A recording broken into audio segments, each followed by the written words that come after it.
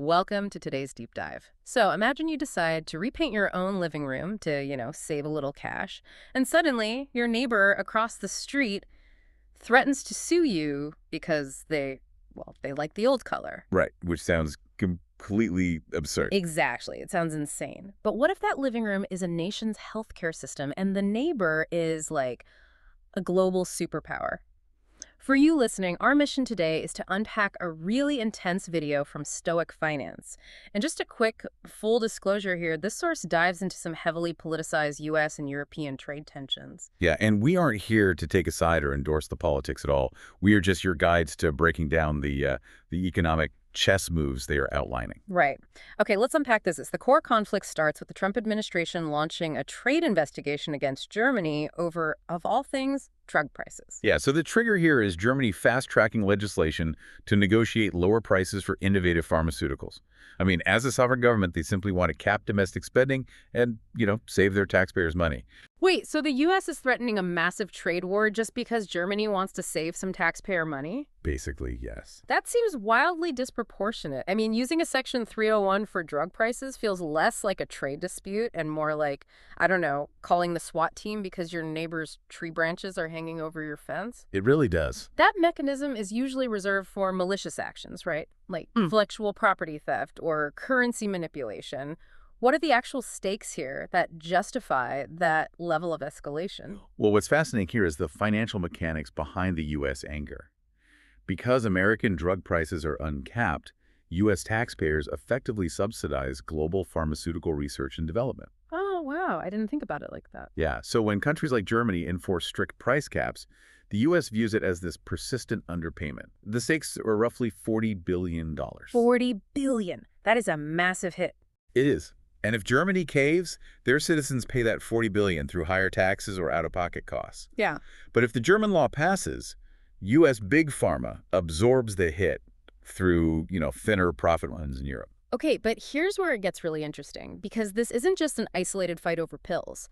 The video frames this as part of a massive overarching doctrine of absolute economic self-reliance. Yeah, the U.S. is aggressively protecting its exports, like pharma, but simultaneously fighting to secure its imports. Right, and they pivot to a metal most people never even think about, which is tungsten. Right, and if we connect this to the bigger picture, you just cannot build a modern military without a steady supply of tungsten.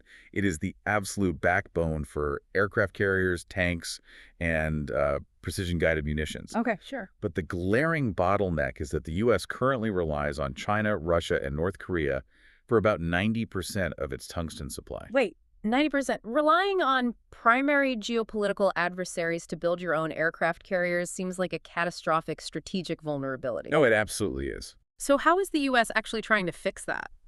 Well, the source highlights Vault Strategic Mining stepping in with what they call the War Bond Project. They are actively consolidating 4 historic mines in Nevada to bring tungsten production back onto American soil. Oh, I see. So it's the exact same doctrine driving the pharmaceutical dispute. Exactly. Aggressively securing domestic interests and eliminating reliance on foreign entities, whether that means defending corporate profit margins abroad or, digging critical minerals out of the Nevada dirt. The goal is total supply chain dominance. I see the through line now. It's really the weaponization of supply chains on all fronts. But surely Europe isn't just going to sit back and let the U.S. dictate their domestic healthcare budgets, right? No, definitely not. The German Chancellor, Merz, has issued a stark warning.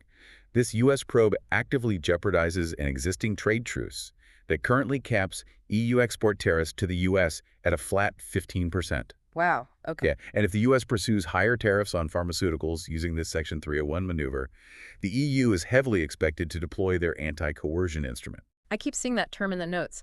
How does that anti-coercion instrument actually work in practice? It is basically an automatic legal trigger. If the U.S. slaps tariffs on German pills, the EU can bypass a lengthy legislative voting process. Oh, wow. So it's instant. Right. They can immediately freeze American assets or block U.S. tech companies from operating in European markets. And they might have to use it because there is a massive precedent risk hanging over all of this. Because Germany is the largest economy in the EU. So if they yield to this pressure, The U.S. will absolutely use this exact same Section 301 template against other nations' healthcare systems. I'm thinking of the UK's National Health Service, for example. Exactly. It becomes a highly repeatable blueprint. Yeah. The U.S. could leverage aggressive trade threats against domestic social policies globally. Forcing allies to essentially choose between protecting their own taxpayers or facing American trade retaliation. Yeah, it's a brutal position to be in. So, what does this all mean? Why should you, listening to this right now, care about a spat over German drug prices and Nevada tungsten mines?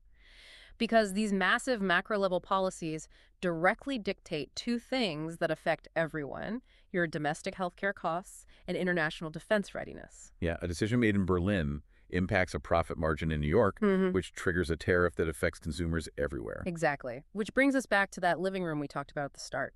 If sovereign nations can no longer regulate their own domestic healthcare costs without triggering retaliatory global trade wars, well, does true national economic sovereignty actually exist in today's interconnected world?